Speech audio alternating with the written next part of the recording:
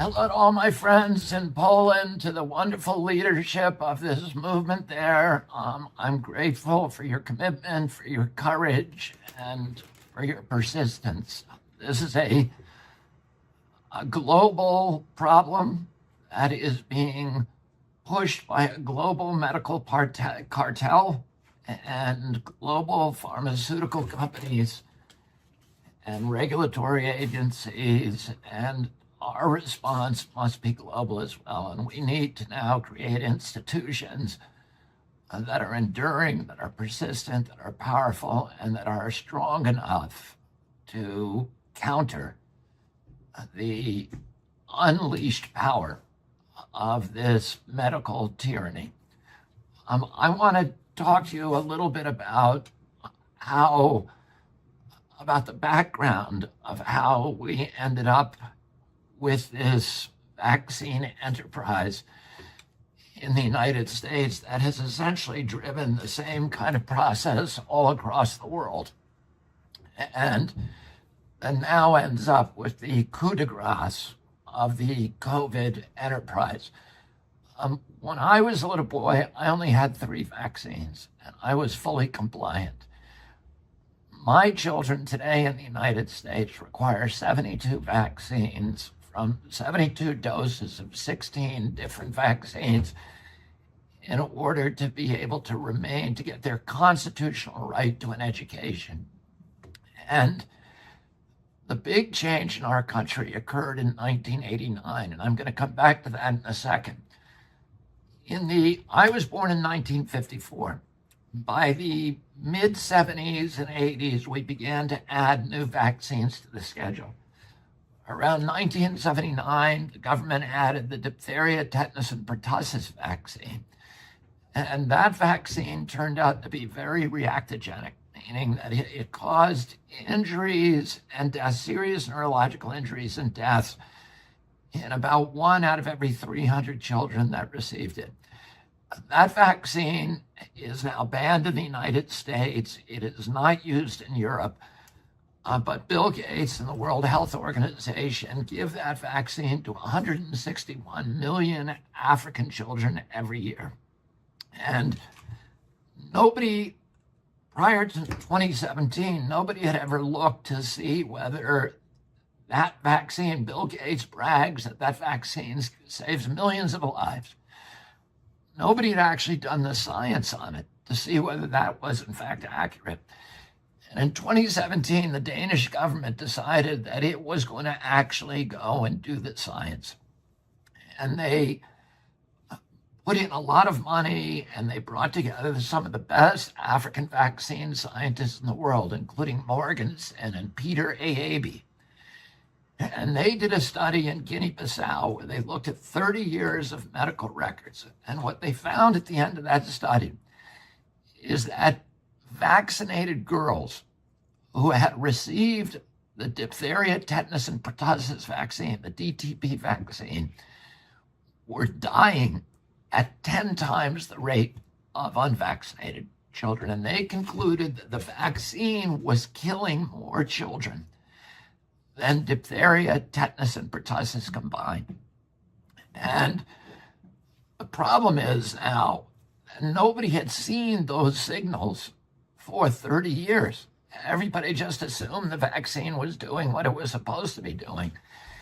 And the vaccine was protecting children from diphtheria, tetanus, and pertussis, but it had ruined their immune system so that they were susceptible to diseases that had nothing to do with the vaccines, to upper respiratory infection, to pneumonia, to pulmonary diseases, to bilharzia, and to anemia and dysentery.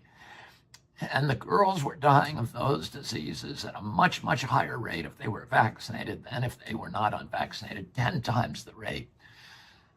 And so the question is, for most of us, could that same thing be happening with all the other vaccines, but nobody's noticing it? And the answer, of course, to that is yes. And as a result of that vaccine, many people in the United States began litigating against the pharmaceutical companies, so they began suing them. And in 1986, Wyeth and the other pharmaceutical companies, Wyeth is now called Pfizer, and the other pharmaceutical companies went to the Reagan administration. They said, we are losing $20 in downstream liabilities for every dollar that we're collecting in profits from sales of the vaccine. And if you do not give us relief, if you do not give us immunity from liability, we are going to get out of the vaccine business and we will leave the United States with no vaccine supply. And that's a national security issue. This is what they told the president. President Reagan wrote and signed, and Congress, the Democratic Congress, passed a bill which is now we call VICA, or the Vaccine Act, which gave vaccine companies complete immunity from liability in the United States. So no matter how negligent they behave, no matter how sloppy their line protocols, no matter how grievous the injury to the child, you cannot sue that company. And they told the Reagan administration that the reason that they needed this bill, because the Reagan administration said, well, why don't you just make safer vaccines?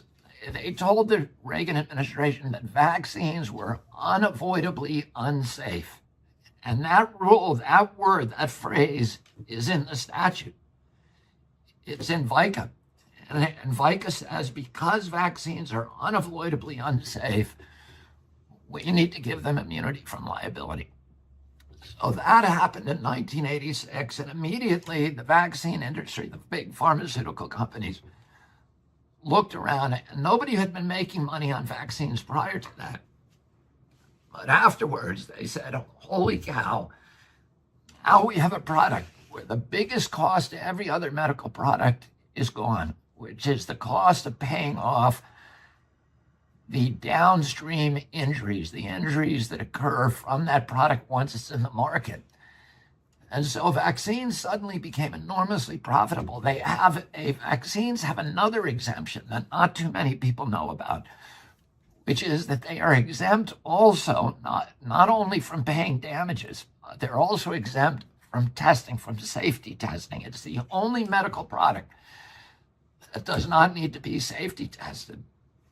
And the reason for that is because it's an artifact of the CDC's legacy as the public health service.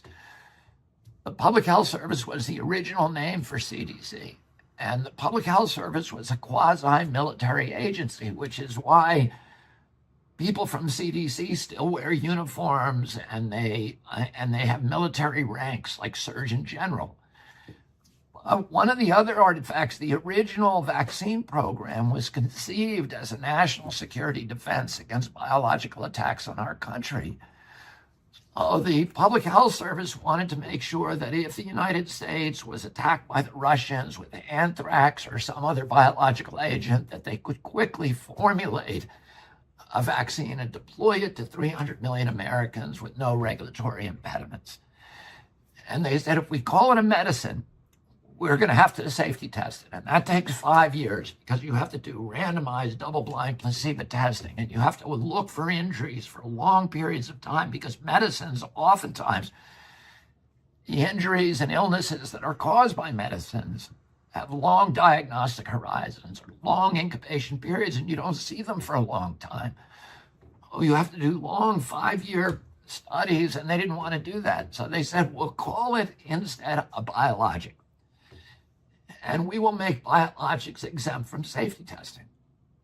And because of that, today, not one of those 72 vaccines that are now mandated for American children and are used in Poland and all over the world has ever been tested in pre-licensing safety trials against an inert placebo. And what that means is nobody knows what the true risk profile is for any of these products. And that means that nobody can tell you with a scientific certainty whether that vaccine is going to cause more injury and death in the public than it's going to avert. But there was a gold rush on CDC to add new vaccines to this schedule, and they quickly began adding lots of vaccines, many of them that had aluminum in them, many of them that had mercury, and other ingredients that had never been safety tested. And the big changing point was 1989. And you saw an explosion of new vaccines, but you also saw an explosion of chronic disease.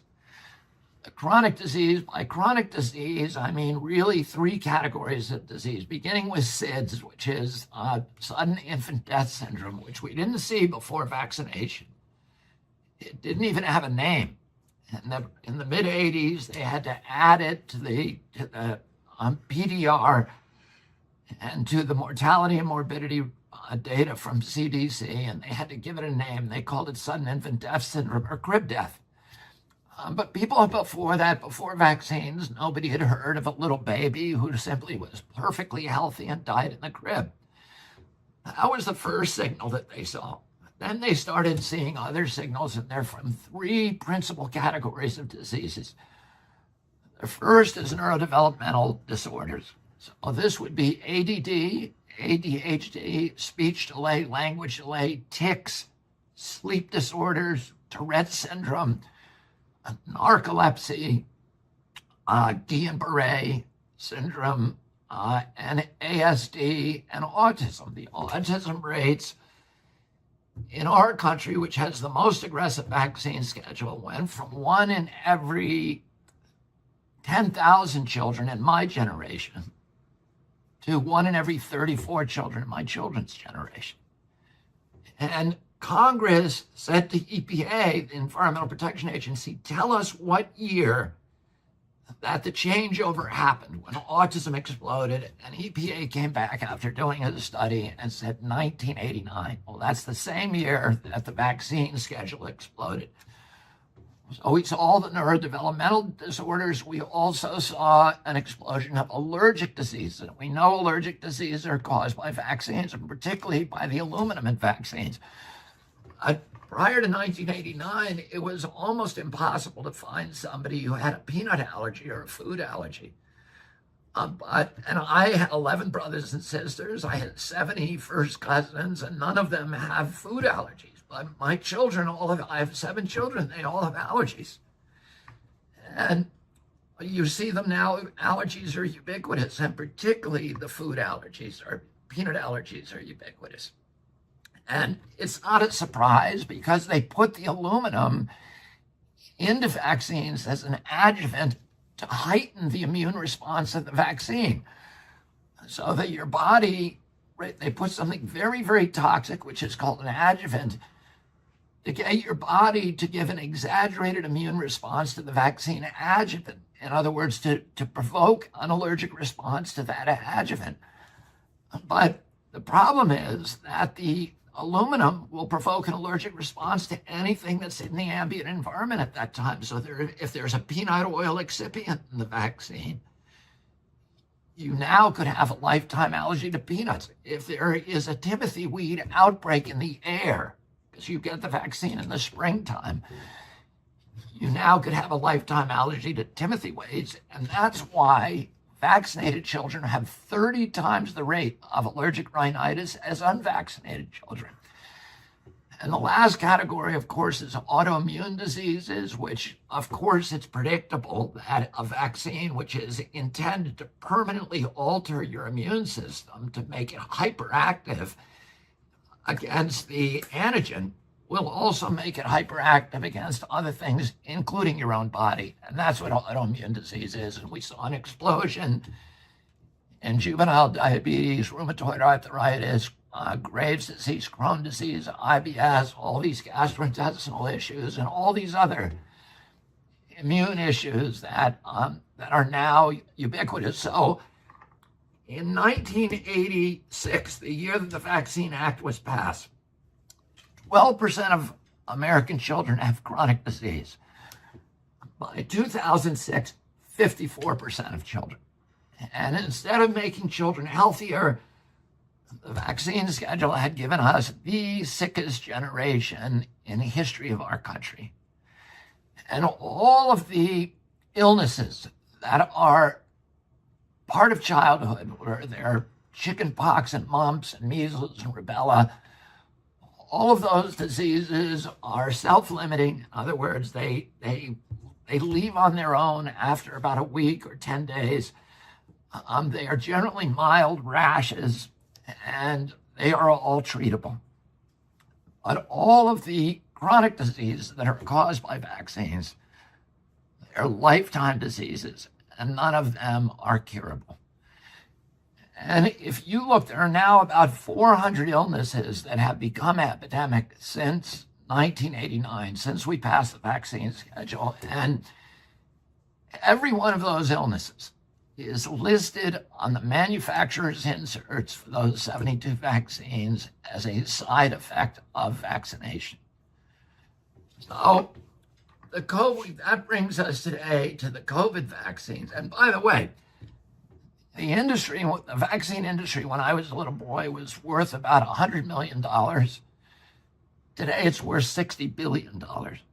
But the real money comes not from the vaccines, but from selling all of the treatments for allergies, for ADD and ADHD, the Adderall, the Ritalin, the Concerta, the anti-seizure medication, the EpiPens, the anti-allergy medication, and the treatments for juvenile diabetes, for rheumatoid arthritis, and all these other injuries. That market is now worth about $500 billion, about $500 billion a year.